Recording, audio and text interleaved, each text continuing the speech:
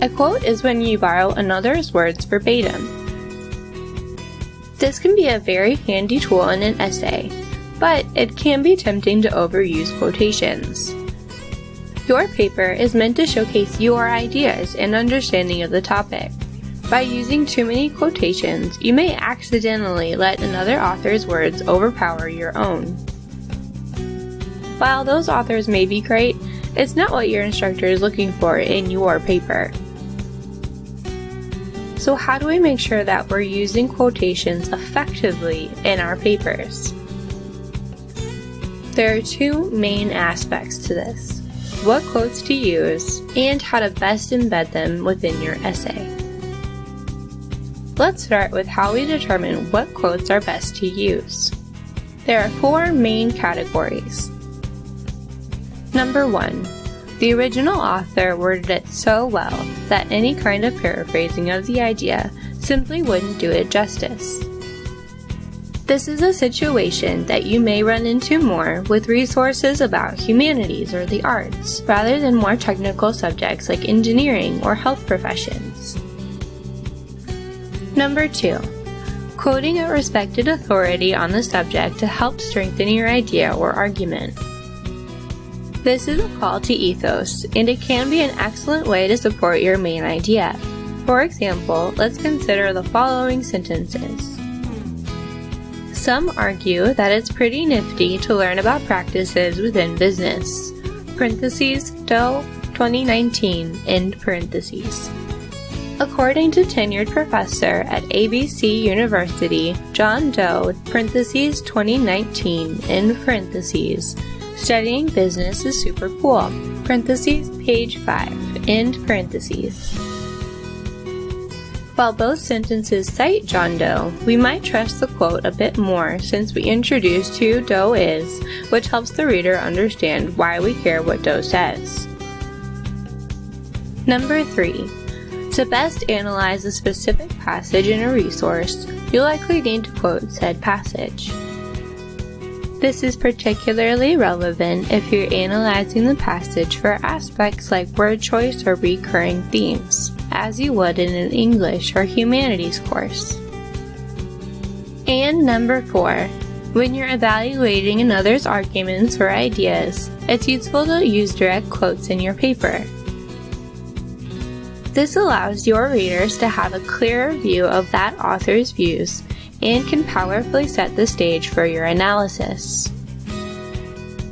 Let's say you're writing a paper analyzing Sally Smith and her arguments that fish are the ultimate pet.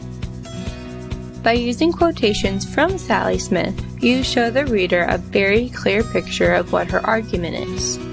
If you had just paraphrased all of Sally's arguments, the reader's understanding of Sally's ideas would be fuzzier and less concrete. Without a clear understanding of Sally's ideas, your readers won't have a clear understanding of your analysis on Sally's ideas. But our work isn't done yet. Once we've identified a passage that we'd like to quote, we'll need to determine whether it's an effective length. Most of the time when using quotes, you want to use shorter quotations. Longer quotations may get you to your word count faster, but they can overpower your writing and be more confusing for the reader. So, what should you do if you find a quote, but it's a bit long? Fortunately, there are ways to get around it. If the quote has some parts that aren't necessarily relevant to your point, you can replace the irrelevant parts with an ellipsis. So let's take the following quote from Nagasawa et al.'s 2020 journal article. It is frequently difficult to speculate on cats' behaviors, even for their owners. The behaviors and temperament of cats, such as independence, is a unique trait compared to dogs. As cat domestication was shorter than for dogs and may not even be complete, the genes of domestic cats are not distinct from those of wild cats. Thus, even household cats frequently display autonomous behaviors like wild animals. It's a great quote, but it's a bit too long to quote all of it in a paper. And really, we don't need all of the details in it. So let's change it to: Nagasawa et al. 2020 argue that it is frequently difficult to speculate on cats' behaviors, as cat domestication was shorter than for dogs and may not even be complete. Thus, even household cats frequently display autonomous behaviors like wild animals. We may also need to change quotes if they're in a different tense than our paper, or refer indirectly to things in previous sentences.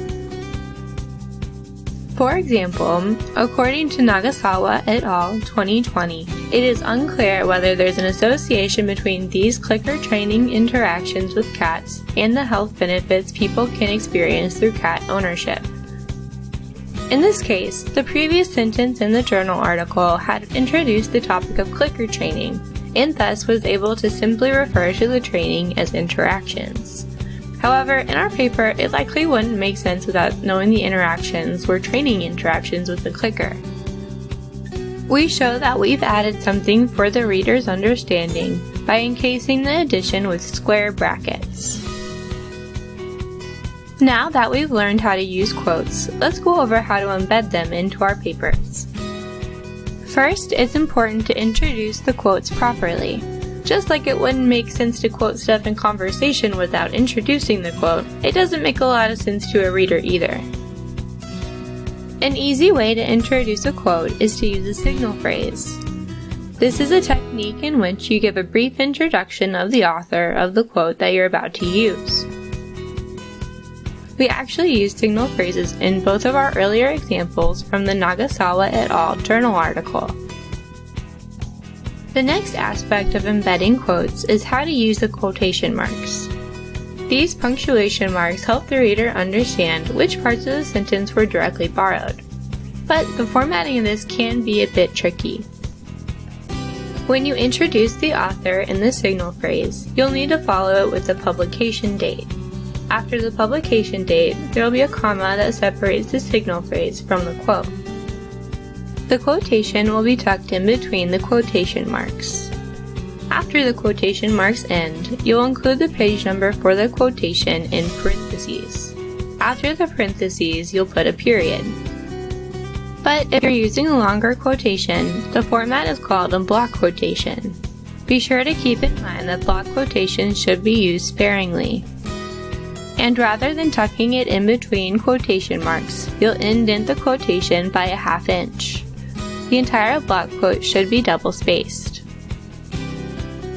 An example of this could be, the merits of the delicious nature of pizza is clear through Johnson's argument, parentheses 2015 in parentheses.